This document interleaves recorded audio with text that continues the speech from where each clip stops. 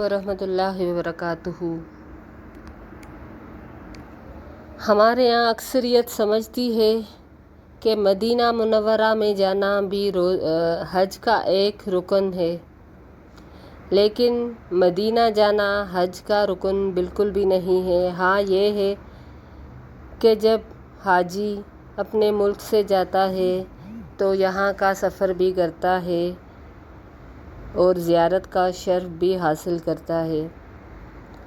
نبی کریم صلی اللہ علیہ وسلم جہاں پر مدفون ہے وہاں پر لوگ اکثر اس گنبد کو روضہ شریف کہتے ہیں، حالانکہ وہ حضرت عائشہ کا حجرہ ہے اور اسی جگہ پہ آپ صلی اللہ علیہ وسلم کی قبر مبارک ہے۔ لیکن نبی کریم صلی اللہ علیہ وسلم کے حجرے اور منبر کی جگہ کو روضہ کہا جاتا ہے، جو جنت کا ایک ٹکڑا ہے جس کو سبز قالینوں سے مزین کیا گیا ہے۔ نبی کریم صلی اللہ علیہ وسلم فرماتے ہیں کہ میرے گھر اور میرے منبر کے درمیانی جگہ جنت کے باغیچوں میں سے ایک باغیچہ ہے۔ یہ بخاری اور مسلم کی روایت ہے۔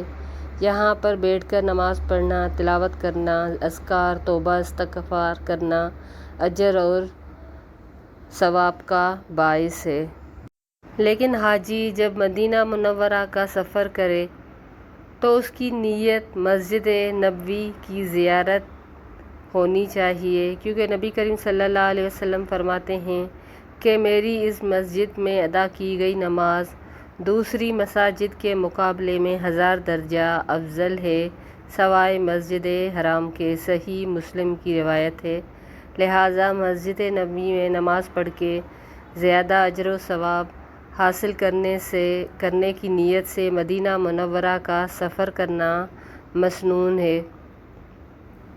میں پہلے ہی بتا چکی ہوں کہ مسجد نبوی کی زیارت مناسک حج کا حصہ نہیں ہے۔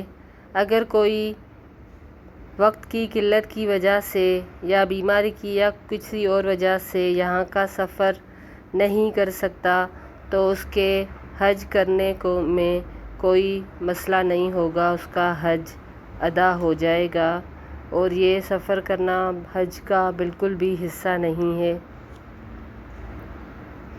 نبی کریم صلی اللہ علیہ وسلم نے فرمایا کہ 3 مساجد کے علاوہ یعنی ثواب کے خاطر کسی دوسری جگہ کی مسجد کا سفر کرنا جائز نہیں: مسجد نبوی، مسجد حرام، مسجد اقصیٰ۔ صحیح مسلم کی روایت ہے۔ لہٰذا جائز امر یہ ہے کہ انسان مسجد نبوی کی زیارت کی نیت سے مدینے کا سفر کرے اور نبی کریم صلی اللہ علیہ وسلم کی زیارت کے بعد درود و سلام بھیجے، جو کہ مستحب ہے۔ اکثر لوگ مسجد نبوی میں 40 نمازیں حج کا حصہ سمجھتے ہیں، تو یہ بات بھی درست نہیں ہے۔ مسجد نبوی میں جائیں تو کچھ آداب ہیں۔ سب سے پہلے ہمیں کسی بھی مسجد میں جا کے نماز 2 رکعت پڑھنی ہوتی ہے، جس کو تحیۃ المسجد کہتے ہیں۔ اس کے بعد قبر مبارک پہ درود و سلام پیش کرنا ہوتا ہے۔ زیارت کے کچھ اصول ہیں، کچھ مراتب ہیں، کچھ نبی کریم صلی اللہ علیہ وسلم کے احترام کا تقاضا ہے کہ نہایت ہی آہستہ آواز سے مسنون درود اور سلام پیش کیا جائے اور اس کے لیے وہاں پہ ہجوم نہ اکٹھا کیا جائے، دوسروں کو تکلیف نہ دی جائے،